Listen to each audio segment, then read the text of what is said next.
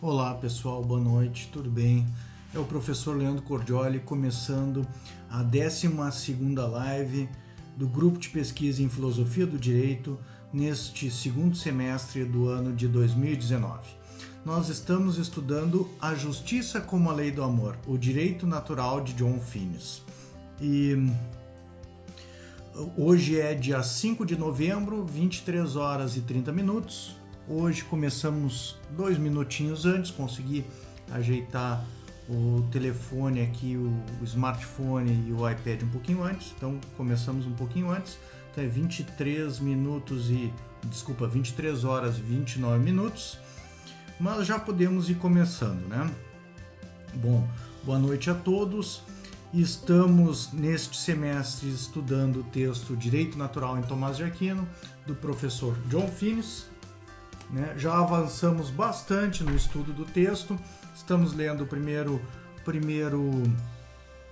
ensaio que integra este livro e já lemos Interpretação e Método, já estudamos também primeiros princípios da razão prática, já estudamos princípios morais, já estudamos virtudes, já estudamos comunidade política, começamos na semana retrasada o Estado, e semana que vem veremos lei, ou o que é direito, tá?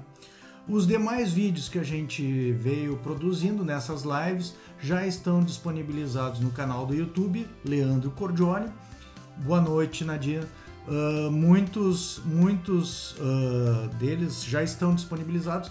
Eu acho que os dois últimos, um deles eu devo disponibilizar ainda essa semana, e este e o anterior devo disponibilizar nas semanas seguintes, né? Em função da nossa 4ª jornada UBRA de Filosofia do Direito, né, que foi Ciência, Ética e Verdade, um desafio contemporâneo, que nós realizamos na semana passada, dos dias 29 ao 31 de outubro, lá na UBRA Campus Canoas, o evento realizado em homenagem ao magnífico reitor da UBRA, professor Dr. Ricardo Willi Ritt. Eu acabei tanto não fazendo a live semana passada, né? Eu fiz uma breve live de 1 a 2 minutinhos só, avisando que eu não conseguiria estudar o capítulo 6, que eu estava na universidade ainda, quando era a hora de começar, né? Quanto também eu demorei um pouco mais para editar. Mas já estou dando andamento a esses trabalhos, né, de edição dos vídeos anteriores, e em seguida estou disponibilizando a primeira parte dessa live, que a gente fez na semana retrasada, que diz respeito, né, ao capítulo 6, o Estado, uma comunidade completa com governo misturado e limitado. A gente já estudou, a primeira parte foi o 6.1 e 6.2, que é 4 tipos de limitação no governo e na lei do Estado, e já estudamos também formas de governo limitado, político e real. Hoje nós vamos começar a segunda parte estudando 6.3 ao 6.4.2, isto é, a autoridade do Estado não é nem paternalística nem divina, o Estado compartilha sua autoridade com outra comunidade completa, não dependência e não sujeição da autoridade secular, heresia, descrença e liberdade religiosa. Adianto para vocês que eu achei um tema bem interessante. O professor John Finnes apresenta uma resposta liberal para essas questões, né? Nós vamos falar fundamentalmente sobre o papel da família, do Estado e da Igreja em uma comunidade política e uma comunidade religiosa, e o professor John Finnes faz uma interpretação inovadora de Tomás de Aquino.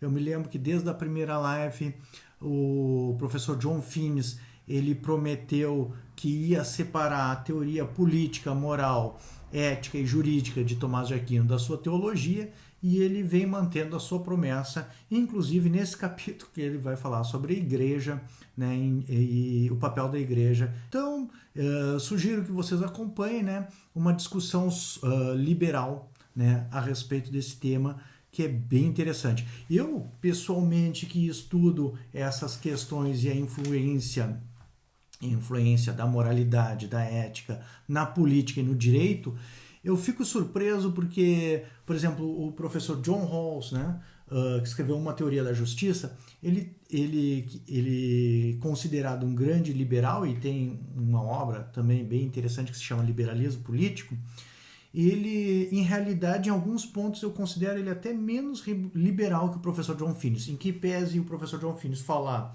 em fazer uma interpretação tomista, né, de Tomás de Aquino, em que pese ele falar em igreja, ainda assim ele reserva isso um campo maior para o papel do indivíduo, né, e das escolhas individuais, e também ele propõe também um papel muito mais restrito para a comunidade política, que nem eu acho que vai ficar claro aqui nessa live no dia de hoje, tá? Então, dando segmento aqui, vamos começar já o primeiro ponto, né? Esses 4 conceitos, as quatro pontos são bem interessantes, tá? Então, de se guardar, né? Eu falei aqui em 3 comunidades, a família, o Estado e a igreja, mas também há um 4º elemento aqui que eu não mencionei, que é o indivíduo. E eu não mencionei porque o indivíduo ele não é uma comunidade, né? Então, desde o capítulo 5, que fala sobre comunidade, né? Deste livro aqui que nós estamos estudando, deixa eu ver. Desde esse capítulo 5, que fala da comunidade política e fala sobre o bem comum, já foi disponibilizada a live no YouTube. Ele separa essas 3 comunidades, família, Estado e igreja, separa os papéis de cada uma e também separa um papel para o indivíduo. Algo bem revolucionário, assim, em termos de liberalismo e de uma proposta que eu mesmo tento desenvolver de uma maneira um pouco diferente nos meus trabalhos, tá? Eu enxergo até que ele é excessivamente liberal em algumas questões. Então, 6.3. A autoridade do Estado não é nem paternalística, nem divina. Então, nesse ponto, ele vai fazer, porque eu fiz uma anotação, né? Faço roteiros para essas lives, então eu estudo de novo o livro, o texto, né? E monto um roteiro aqui a respeito das lives, para preparar para as lives. E eu até fiz assim, ele vai tentar afastar o Tomás de Aquino do Aristóteles nesse ponto, e ele vai fazer o que eu chamo de ginástica interpretativa, porque, para mim, ele força um pouco a barra nessas questões aqui, quando vai fazer essa interpretação do Tomás de Aquino, tá? E ele vai sustentar, é que o Aristóteles ele sustentava que a polis, né, a cidade grega, ou a cidade-estado, que nós consideraríamos, por exemplo, o Brasil, né, essa polis, que era a cidade-estado grega, tinha uma função, né, para o Aristóteles, e na polis fechava, era o lugar, o locus, onde havia uma comunidade política, né, de cidadãos. Então, essa polis ela tinha também uma formação, tinha um papel de formação moral dos seus cidadãos. A polis não era um lugar apenas que servia para garantir a justiça e para garantir a não agressão, né? A polis ela vai, no entendimento do Aristóteles, também cumprir uma função de formação moral. O professor John Finnis, ele vai dizer que Tomás de Aquino se afasta, a interpretação, pelo menos, que o professor John Finnis faz do Tomás de Aquino, ele vai dizer que, primeiro, o Tomás de Aquino ele vai se afastar de Aristóteles, né, tanto porque a polis começa a compartilhar a sua responsabilidade, né, com outra comunidade completa, que é a igreja, e aí ele vai dizer assim, ó, a polis tem a responsabilidade e o papel de conduzir coercitivamente todos os seus cidadãos de qualquer idade em direção à plena virtude, no entendimento de Aristóteles. E isso não vai acontecer nem para John Finnis, nem na leitura que John Finnis faz de Tomás de Aquino. Ele vai dizer, há uma inovação aqui, e a questão é que a responsabilidade para a formação moral começa a ser compartilhada com a família e com a igreja. Então, quanto a cidade, estado, quanto a comunidade política não tem uma função de formação moral dos seus cidadãos, tanto a igreja quanto a família acabam ocupando esse espaço, né? Ele vai dizer, então, nisso, diz John Finnis, Aristóteles e Tomás de Aquino se afastam. Ele vai dizer, os legisladores podem até se preocupar com a virtude dos seus cidadãos, mas não usar a sua autoridade e a força coercitiva, né, do Estado e da lei para compelir os cidadãos a a se tornarem pessoas mais virtuosas ou melhorarem seu caráter e desenvolverem valores morais. Porque a autoridade governamental e a autoridade jurídica estão comprometidas e são circunscritas, as fronteiras que elas não podem ultrapassar são o bem público e a virtude da justiça, isto é, diz o professor John Finnis, a voluntariedade da execução dos deveres de alguém para com os outros. Tá, que a gente viu na live anterior, inclusive, né? Então, a gente definiu o bem público e o bem comum, inclusive, na live anterior, né? E o que acontece? Então, enquanto Aristóteles, no livro 3 da Política, por exemplo, ele diz lá no decorrer do livro 3 que a comunidade política ela não visa apenas, que nem os etruscos e os cartagineses, né? Relações comerciais, ou isto é, que nem ele diz, né? Um pacto de mútua não agressão, ou seja, que as duas partes se comprometam a não se agredir reciprocamente, além de que haja uma garantia do cumprimento das vontades mutuamente acordadas, isto é, aquilo que você se comprometer com a outra parte, você deve manter, né? Então, vejam, esse conceito ele é bem limitado, porque envolve duas questões, né? Envolve a primeira, a mútua não agressão, isto é, paz, e o cumprimento das vontades, né, mutuamente assumidas, os compromissos mutuamente assumidos, isto é, a justiça em termos de trocas, né? Aquilo que a gente viu como justiça comutativa nas outras lives sobre justiça, né? Então, o Aristóteles diz, uma comunidade política não pode se preocupar somente com isso, somente com a não agressão e com o cumprimento dos acordos assumidos. A comunidade política deve se preocupar com a formação de seus cidadãos, isto é, com a formação moral de seus cidadãos. Senão, ela não seria uma comunidade política. Ela seria simplesmente algo que a gente poderia chamar assim de uma relação internacional hoje em dia, né, de comércio, né? Então, ela deve se preocupar não só com essas condições comerciais, mas ela deve se preocupar que os seus cidadãos se tornem pessoas boas. Essa é a função, assim, primordial da comunidade política e também do direito, e isso ocupa, então, um espaço moral dentro do conceito de bem comum.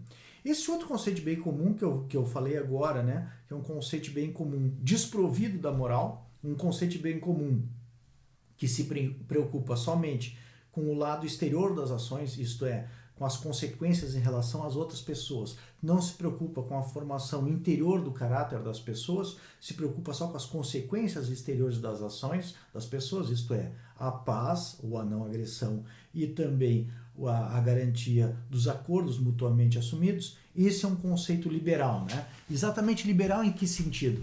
No sentido de que as questões morais e as questões éticas, elas não têm espaço político e não têm espaço jurídico também. Elas não podem ser preocupação política e nenhuma preocupação jurídica. Ou melhor ainda, elas não justificam o uso da coerção, o uso da força pelo direito, seja uma força para prevenir ou fazer cessar uma agressão, seja uma força, que nem na pena, né, no direito penal, de punir um crime cometido.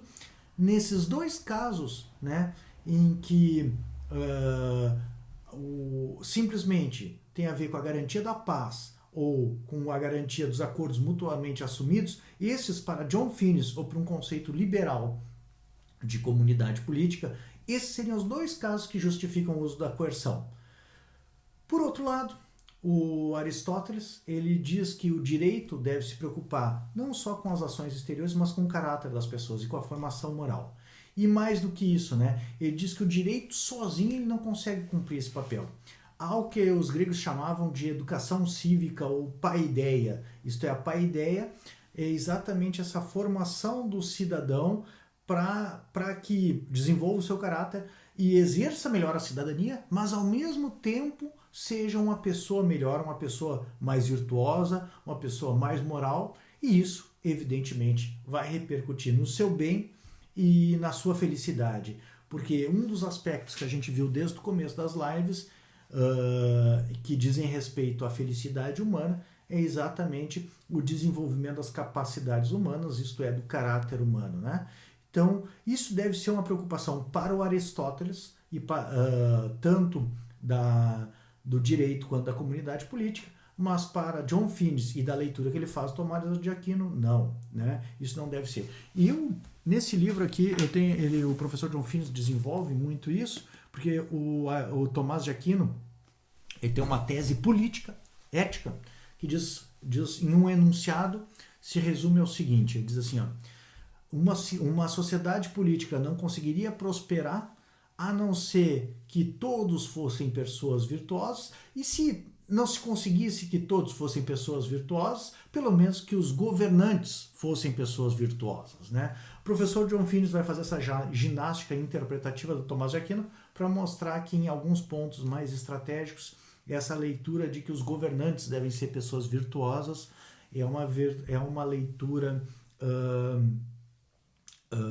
que ele acredita que não seja a mais apropriada, Tomás de Aquino.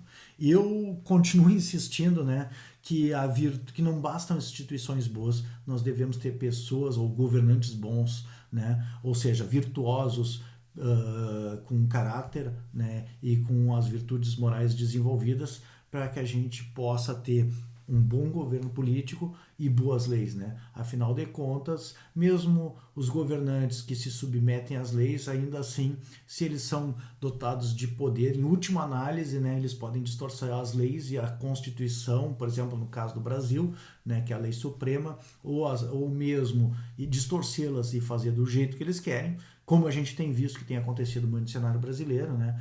Assim como havendo leis, as pessoas que vão julgar, isto é, o Poder Judiciário, os juízes, também, né? Eles podem se utilizar das leis para fazerem o que bem entenderem, né?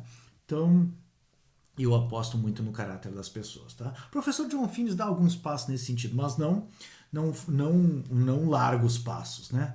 Passos muito mais tímidos do que eu tenho dado nos meus escritos e meus estudos aí. Bom, seguindo, né? Então, a responsabilidade da comunidade política, a responsabilidade dos governantes, a responsabilidade do direito é do bem comum, visto, no caso do professor John Finnes, de uma maneira liberal, isto é, apenas como garantia da paz e garantia dos acordos mutuamente assumidos, tá? E mais do que isso também, uma preocupação apenas quanto às ações externas das pessoas, não uma preocupação em relação ao caráter interno, à psique e à formação ética das pessoas. Então, isso justifica o uso da coerção, né? Enquanto Aristóteles pensaria que não. Bom, e quais são as instituições ou quais são as comunidades que têm esse papel fundamental, que é auxiliar ou conduzir o indivíduo a uma formação moral na teoria do professor John Finnes? Ele diz, inclusive, por isso mesmo que Aristóteles não teria como pensar assim, né? Ele diz assim, isso acaba sendo alocado para essa função de formação moral para duas comunidades, tá? Para uma comunidade menor, que é a família, a comunidade mais estrita, né? Na medida que o ser humano, ele nasce e ele precisa de pais, né? Que o crie, né?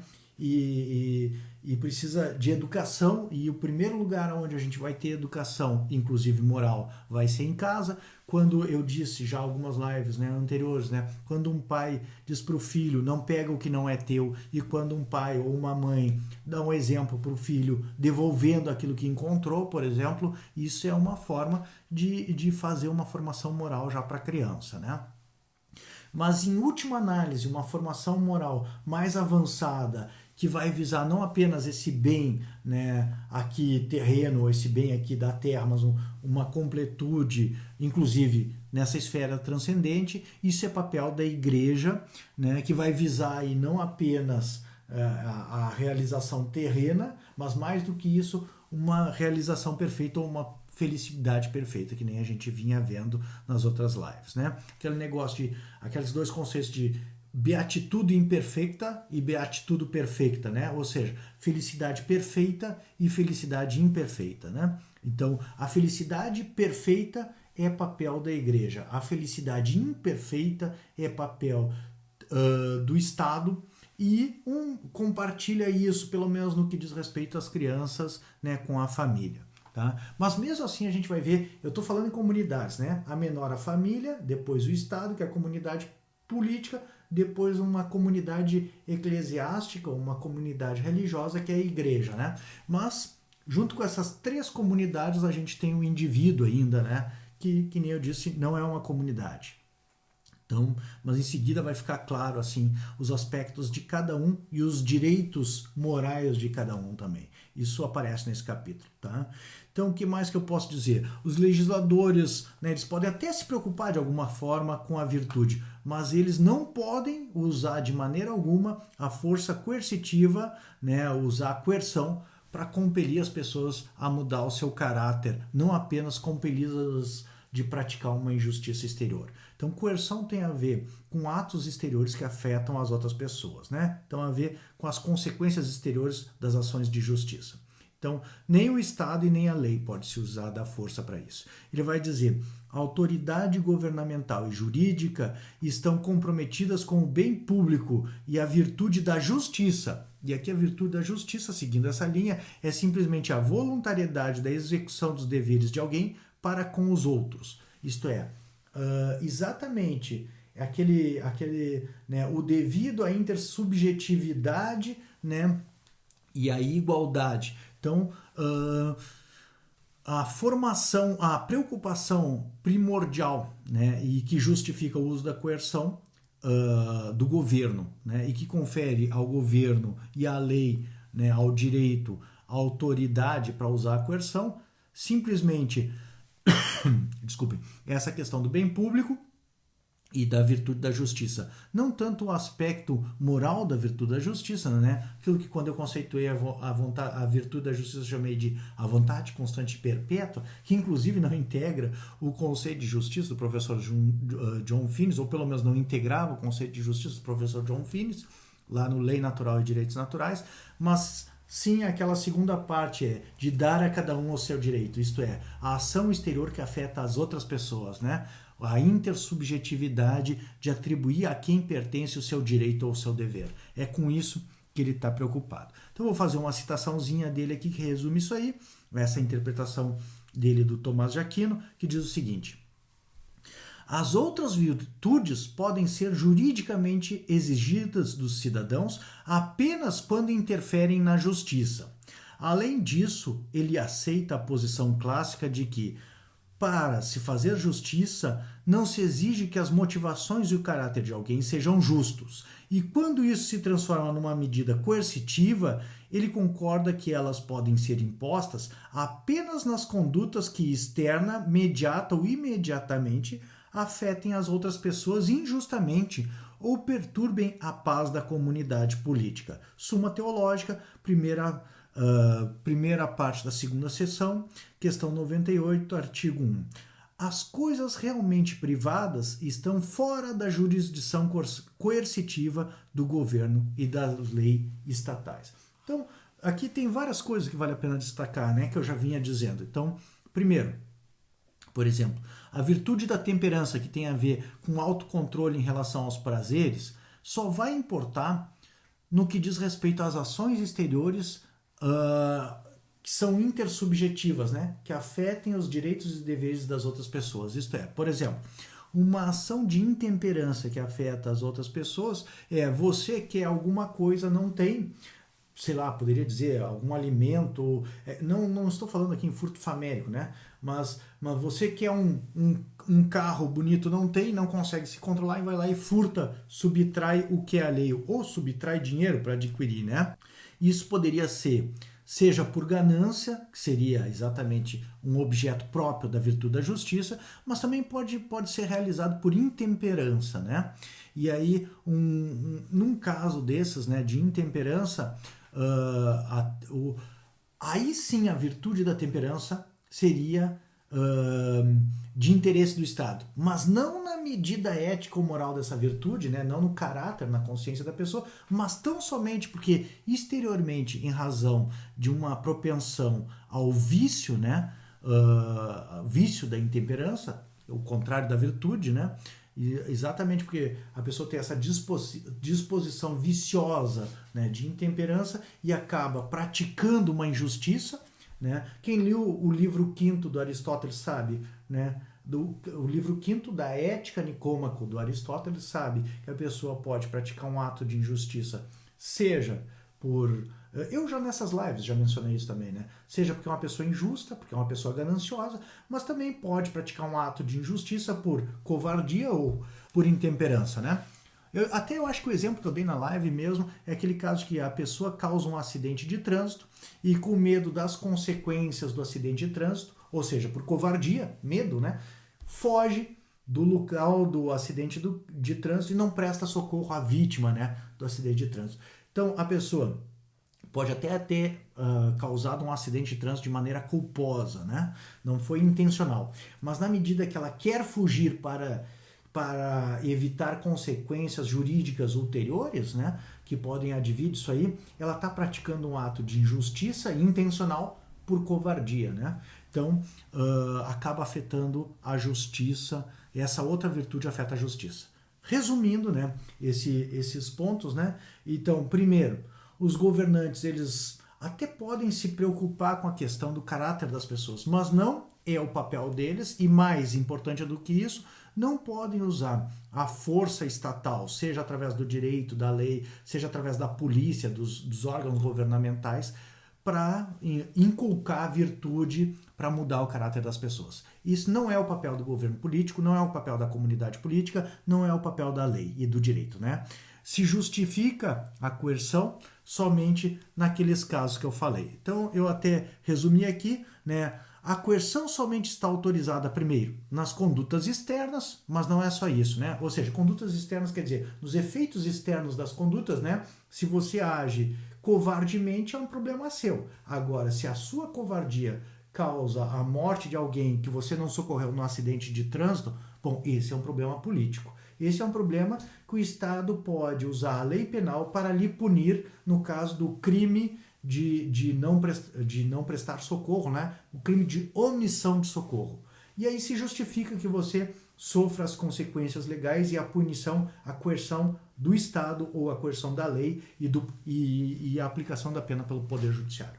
Não porque você não é uma pessoa corajosa, mas sim porque o seu ato acabou prejudicando outra pessoa da sociedade. Então, esses efeitos exteriores da ação justificam o uso da coerção. Segunda condição, né? Que essas ações, não só os efeitos exteriores, mas elas devem afetar a vida das outras pessoas, né? Efeitos exteriores dos atos, um exemplo que eu dou de um ato de covardia, né, que não afeta as outras pessoas, é alguém que se prepara para pular de paraquedas, treina paraquedismo, paga o curso de paraquedismo e não pula de paraquedas. Nesse caso, o problema é só da pessoa, né? Agora, se você integra lá uma força de resistência num exército inglês e é paraquedista do exército inglês e você deve pular no meio da Europa continental, no meio de tiros de metralhadora nazistas, né, que estão tentando abater os paraquedistas, e você, na hora de pular, na noite, enquanto escuta os tiros, resolve não pular por medo, bom, esse é um ato de covardia que nega a sua comunidade, no caso a comunidade inglesa, que está reagindo a uma agressão injusta, algo que lhe é devido. Nesse caso é diferente. Nesse caso você está negando a sua comunidade o que é devido e está agindo de maneira injusta. Primeiro, a preocupação dele é com condutas externas. Segundo, que afetem a vida das outras pessoas. E terceiro, ou que perturbem a paz da comunidade, tá? Então, deve ser uma conduta externa que afete os outros e que perturbe a paz da comunidade. Salvo essas três exigências, a coerção não é usada legitimamente nem pelo Estado, nem pela comunidade política, tá? Então ele mesmo faz uma ressalva, né, que essa é uma interpretação liberal do Tomás de Aquino, que frequentemente é refutada, né? Eu sou um dos que gosta de refutar essa questão. Ainda não tenho uma resposta alternativa, eu entendo estrategicamente como isso ocupa um lugar específico na teoria dele, que foi uma coisa genial O professor John Finnis foi orientando do professor Herbert Hart lá na Universidade de Oxford, no seu doutoramento, né, que era um justpositivismo. O justpositivista separava o direito e a moral, né, como coisas distintas. Então, eu entendo como ele consegue propor uma teoria como a do Tomás de Aquino de direito natural num contexto positivista, ou num contexto reapresentando ela numa sociedade liberal, e isso realmente é algo genial, né?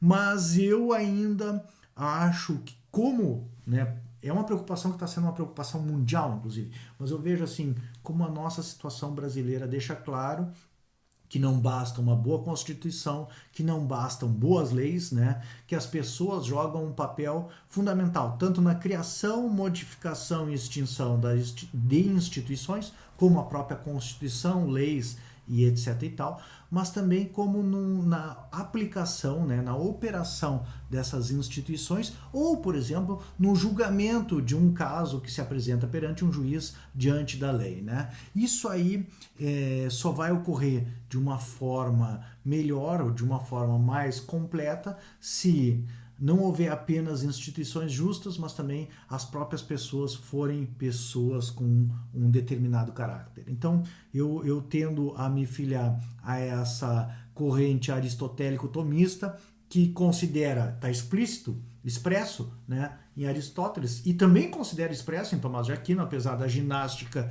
do professor John Finnis, de que para que uma sociedade seja próspera, seja feliz, né, pelo menos os seus governantes devem se preocupar ou ter um caráter bem desenvolvido, né? Governantes corruptos, por melhor que sejam as instituições, acabam por nos tiranizar a nós todos, cidadãos de uma comunidade política. Bom, fazer um breve intervalo aqui. Hoje eu estou desde cedo falando e dando aulas em grupo de pesquisa e na aula, né? Então a voz já está me faltando um pouquinho. Bom, 6.4.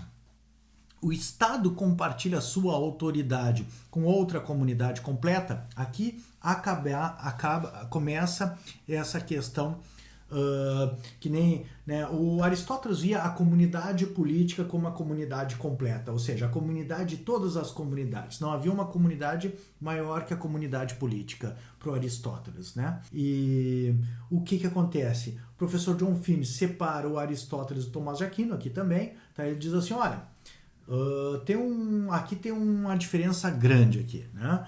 Ele diz, a questão é que o Tomás de Aquino, Aristóteles não tinha a revelação divina do Novo Testamento, né, com a vinda do Cristo à Terra. E aí a vinda de Deus, né, à Terra na pessoa de Cristo. Então não tinha essa revelação divina pública. Então, quando Cristo veio à Terra, ele fundou uma comunidade espiritual que se chama Igreja.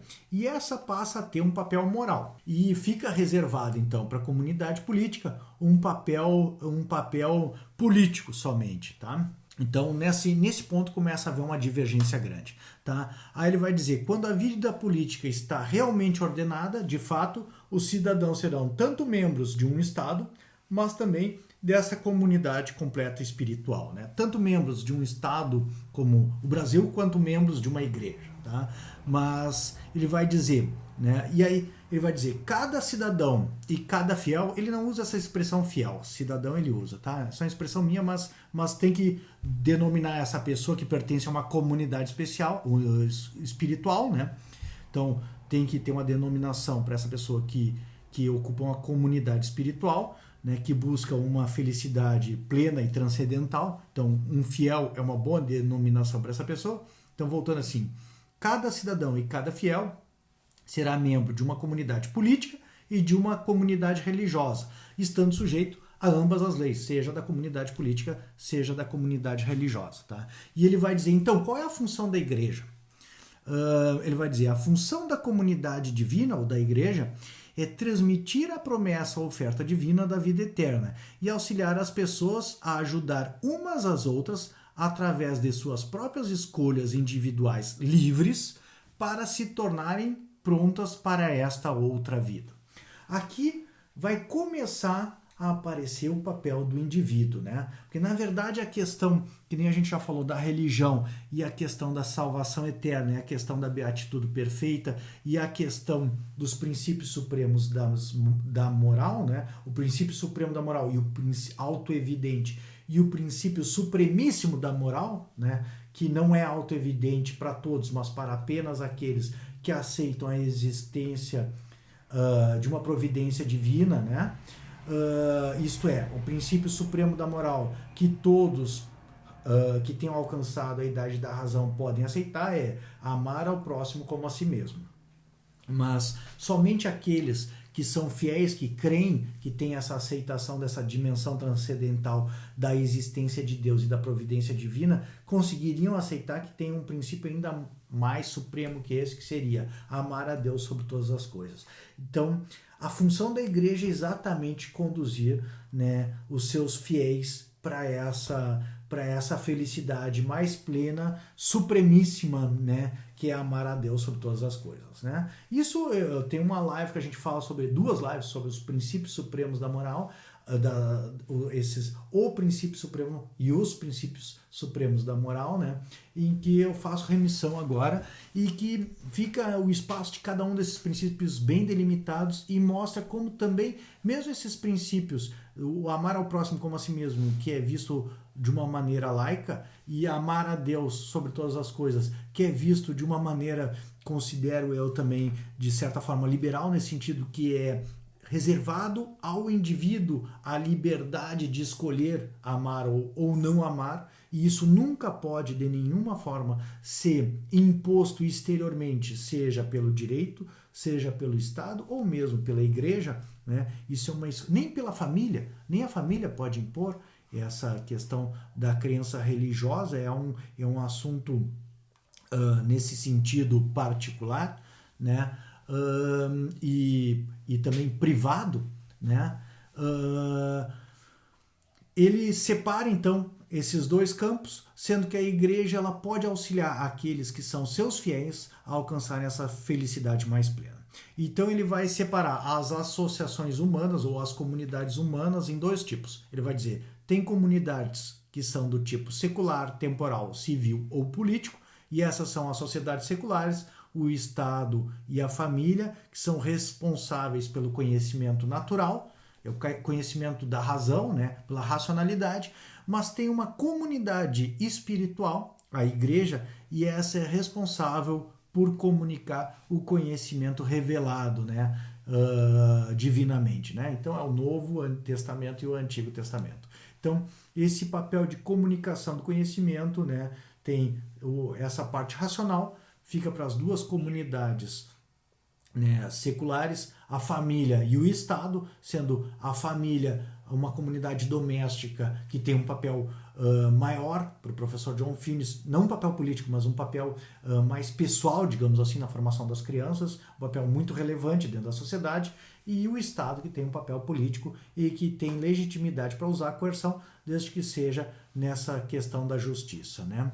Por outro lado, a comunidade espiritual não pode usar a coerção e tem esse papel não político e também não reservado à família, mas é um papel que se limita à comunicação do conhecimento revelado de uma maneira que comunica aos seus fiéis, aos seus crentes, de uma maneira assim em que eles mesmos tenham escolhido particularmente aderir a essa fé, né? Então 6.4.1, a não dependência e não sujeição da autoridade secular. Então, um pai ou uma mãe não tem jurisdição alguma sobre as escolhas livres de uma criança, exceto apenas quando elas violam o direito moral dos outros membros da família ou a responsabilidade dos pais pela sua educação e instrução moral. Então, quando um pai ou uma mãe exercem legitimamente a sua autoridade em relação aos filhos. Quando, primeiro, os filhos estão violando o direito de algum outro irmão, de algum outro integrante da família, ou no exercício desse papel, né, que eles têm por autoridade de educar os seus filhos, né, enquanto informação, né? As crianças não nascem educadas, elas precisam de uma formação, uma educação, e aí esse está no escopo apropriado da família, tá? A segunda comunidade, o governo e a lei estatais não têm direito algum, não tem direito, né? Não tem direito, então alguns só estou frisando.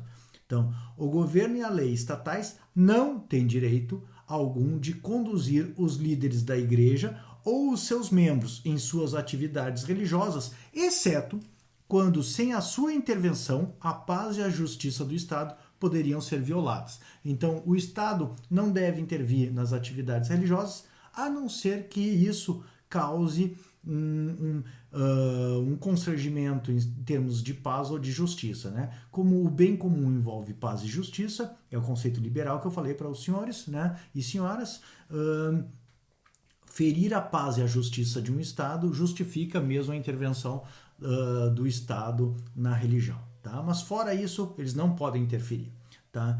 Não afeta a autoridade dos governantes, esse é um outro ponto interessante também, o fato de não serem crentes ou membros da igreja. Então, um governante político, ou um legislador, ou um juiz, não interessa se ele é ou não membro de uma igreja, aceita alguma crença, ou mesmo aceita a existência de Deus. Para o professor John Finnis, uma coisa é a autoridade política, que não se confunde com a autoridade espiritual. Então, sim, a autoridade espiritual, ela crê em Deus, ou deve crer em Deus. Agora, a autoridade política é indiferente, o exercício da sua autoridade. Tá? E em relação ao Estado, por último, ele faz uma ressalva de que, na época de Tomás de Aquino, havia algumas questões que o sentido em que a igreja tem autoridade ou não de refrear os legisladores seculares não é muito claro.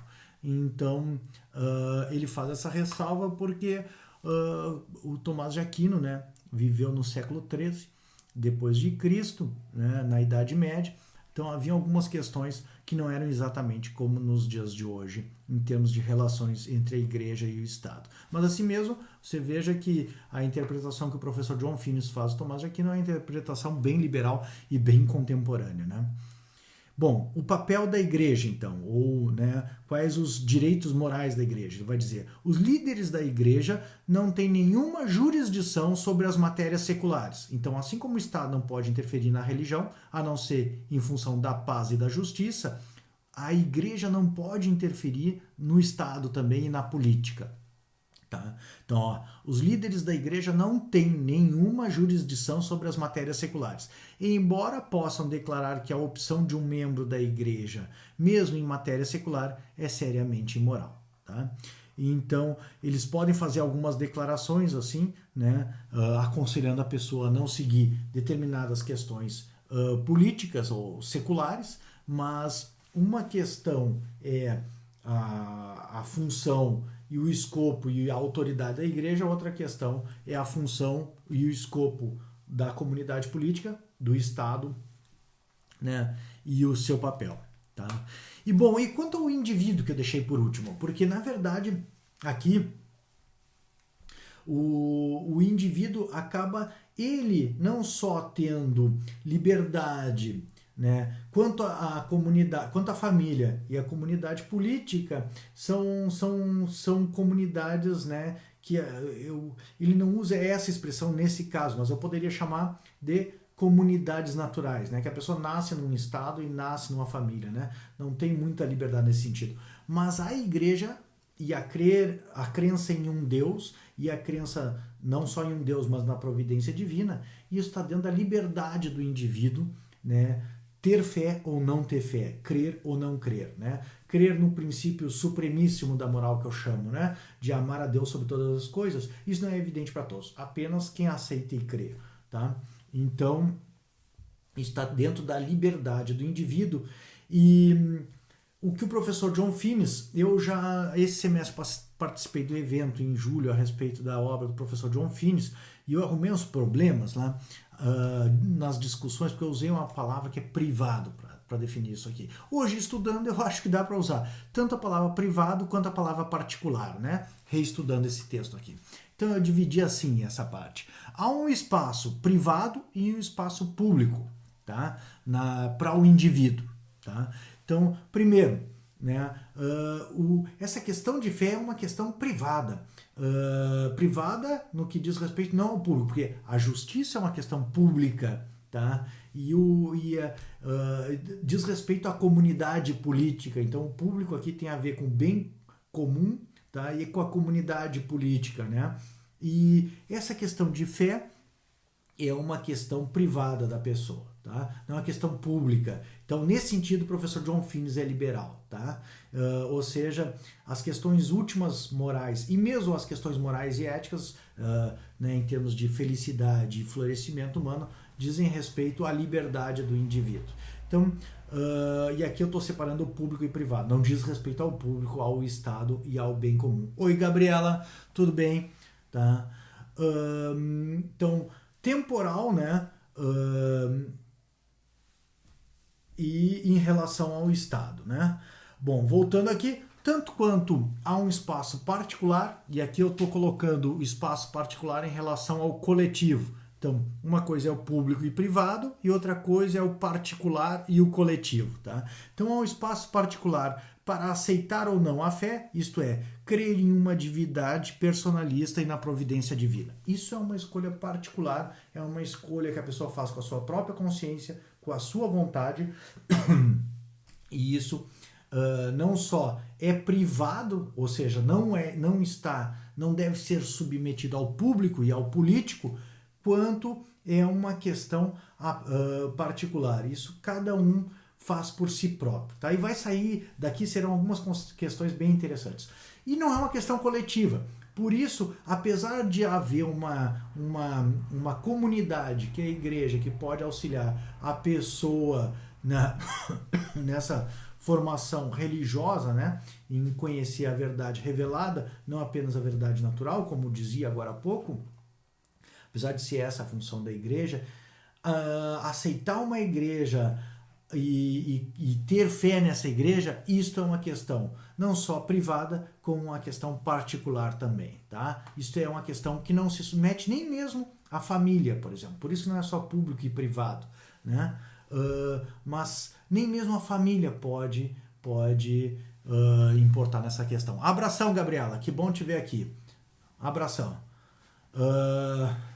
Bom, deixa eu ver o que mais aqui que eu posso dizer. Não estão sujeitos à autoridade da igreja aqueles tantos que antecederam a revelação completa, por exemplo, Aristóteles, né, que viveu na Grécia 300, 400 anos antes de Cristo, ele não estava sujeito à autoridade da igreja. E nem mesmo aqueles que acreditam em Deus ou que aceitam a igreja como uma comunidade formadora, né, de uma felicidade perfeita, né? Ou de uma comunidade que serve para encaminhar para uma felicidade perfeita. Então, nem aqueles que antecederam a igreja, nem aqueles que não têm fé, que não acreditam na existência de Deus, e todos esses, um ateu, por exemplo, ou uma pessoa que acredite em outra religião que não em cristã ou católica, nem eles se submetem à autoridade das igrejas, né? Já estamos, por incrível que pareça, chegando no último ponto deste capítulo, que é 6.4.2, e o professor John Finnes vai falar em heresia, descrença e liberdade religiosa. Então, primeiro, uma coisa tem que ficar bem clara, ninguém pode corretamente ser compelido a aderir à fé cristã ou a uma igreja, tá? Então, isso é um ato individual que diz respeito à liberdade individual, nem por direito, nem por lei, nem por pressão política, nem por pressão do Estado, ninguém deve ser compelido exteriormente a aceitar uma fé ou a existência de Deus. Isso é eu até coloquei aqui, ele não usa exatamente essa expressão, mas eu chamei isso de direito natural à liberdade de crença particular e privada, né? Como eu havia acabado de discutir agora, né? Então, há um direito natural a essa liberdade de crença, inclusive de crer ou mesmo de não crer, não só em que crer, né? Mas mesmo de não crer, tá? Aí ele vai dizer, porém, aqueles que já são membros de uma comunidade, né, eclesiástica deveriam ser compelidos, isto sim, tanto pelas leis eclesiásticas quanto pelas leis do Estado, a abster-se, ou seja, a não fazer uma renúncia pública de sua fé. Então, se a pessoa crê, nunca deveria ser obrigada a renunciar à sua fé e, inclusive, deveria abster-se de renunciar à sua fé de maneira pública. Tá? E seria, que nem ele diz, a quebra de uma promessa passível de ser processável, inclusive, né? Seria uma heresia, ou descrença, melhor dizendo, né? Se a pessoa aceita aquela fé, ela nunca pode se desdizer publicamente, tá? Mas ele vai dizer, contudo, Tomás de Aquino, e ele acaba não fazendo isso também, não analisa a questão de quando essa promessa foi feita, por exemplo, pelos pais da pessoa, né? Aquele negócio, a criança é batizada quando pequena, não é ela que escolheu ser batizada numa igreja católica, por exemplo, né? E aí, a escolha quem fez de incluir essa pessoa numa igreja não foi muitas vezes ela própria, mas foi a família. E aí o Tomás de Aquino não esclarece como é. Tá, então se a pessoa poderia ser processada, porque agora está traindo uma promessa que fez e agora não fez, não aceita mais, então quem fez foi os pais, então essa questão toda não fica esclarecida. A promessa ou a crença ou a fé, ela tem valor quando é feita por si própria. Um outro ponto que eu vou pular para chegar nele, porque está ligado a esse ponto também, ele diz que o Tomás de Aquino ele também não deixa claro que para ele isso é claro, né? O professor John Finnis chama a atenção de que a promessa de ratificação da fé não é feita às outras pessoas ou mesmo à comunidade eclesiástica, mas é uma promessa que pertence a essa própria pessoa que faz sozinha como indivíduo. Então, quando alguém ingressa numa igreja, não está prometendo à igreja a ser um membro desta igreja, mas é uma promessa que é feita consigo mesmo, né? Então, por isso que eu digo, não é só particular, mas não é só privado, mas é também uma questão particular, né? Por isso que eu separei hoje esse âmbito do particular e do público, do particular e do coletivo, e do privado e do público, né? Porque é uma escolha privada e particular, né? Que nem eu chamei aqui, ou particular-privada. Direito natural à liberdade de crença, particular e privado. Particular no sentido que não é comunitário, não tá incluído, uma comunidade não pode interferir nessa escolha da pessoa, nem a família, nem o Estado, nem a igreja, nenhuma dessas três comunidades, então é particular, e é privada, porque não é objeto do bem comum e nem do bem público, né? Que é parte do bem comum. Isso é algo que não está submetido nem ao direito nem à política, né? Então fica bem claro porque eu separei o particular e o privado e acho que as duas coisas incidem nessa questão. Então, o que mais que eu posso dizer aqui?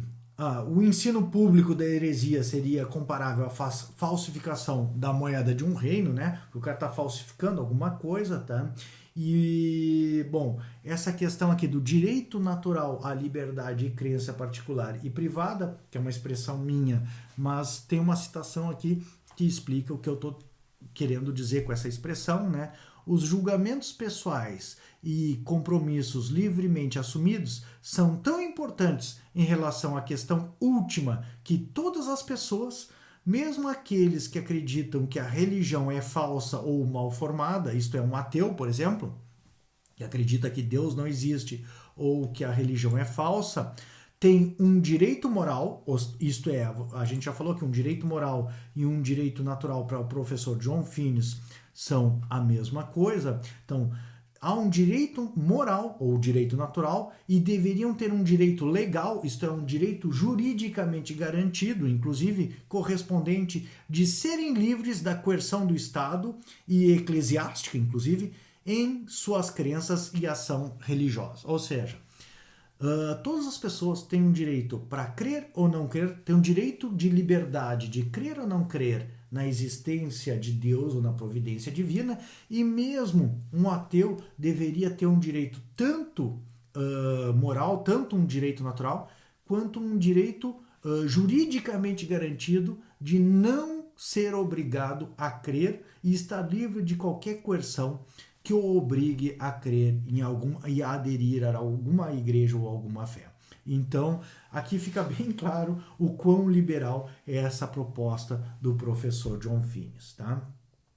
Ele diz que esse direito somente seria excepcionável, esse direito natural à liberdade de crença particular e privada, quando a sua conduta afete os outros, a paz pública e a moralidade pública. Ou seja, quando não a questão da consciência, mas a ação externa afete, né, as questões de justiça e de paz numa comunidade política, né, que justificam o uso da coerção, né? Quando a pessoa exteriormente afetar a liberdade dos outros e prejudicar a liberdade dos outros e causar não a paz, mas a guerra, bom, aí sim, não em virtude da sua crença ou descrença na existência de um Deus ou de Deus, mas sim em razão da injustiça e do atentado contra a paz, aí sim a coerção poderia ser empregada para garantir a paz da comunidade, tá? E com isso, impressionantemente, acabamos essa live em 56 minutos e 36 segundos, tá? Coisa extremamente rara, né? Normalmente o Instagram encerra a nossa live, tá? Nosso próximo encontro será na próxima terça-feira. Vamos ler o capítulo Lei, que é o capítulo 7 do Direito Natural de Tomás de Aquino, né? Então, se você quer saber o que é direito, semana que vem nós começamos a estudar o que é direito e vamos encaminhando o nosso curso sobre Tomás de Aquino e Direito Natural em Tomás de Aquino, na leitura do professor John Finnis, vamos encaminhando para o final, né? Em seguida, vamos abrir para os debates. Ó, eu falava que o Instagram não ia encerrar, mas agora o reloginho do 1 minuto e 50 segundos já está correndo aqui, né? Então, quase ganhei do Instagram, tá? A live será transmitida pelo Instagram Leandro Cordioli, pelo Facebook na página Prof. Leandro Cordioli, como sempre. Depois eu vou editar e disponibilizá-la no YouTube, no canal Leandro Cordioli. Gostaria de agradecer a audiência de todos, o pessoal aí, tanto do Face quanto do Instagram, que até essa hora da noite, agora é 00:27, né, tá presente. Abração de novo, Gabriela, muito obrigado por todos esses coraçõezinhos. Abração, Gabriela, saudade de vocês. Boa festa do Sexta-feira Sem Lei na Ubra Torres, né? Vai ter festa sexta-feira. Hoje eu tava falando com a tua colega lá, que está cursando uma disciplina comigo em Canoas. Um abração para vocês, faço votos de uma boa festa agora. Como sempre, né? Um congresso de direito sensacional nessa cidade aí, sensacional, que é Torres, com esses alunos e com esse pessoal que é sensacional aí da Ubra, do Direito Ubra, né? Torres. Um abração para vocês, saudade de vocês, né?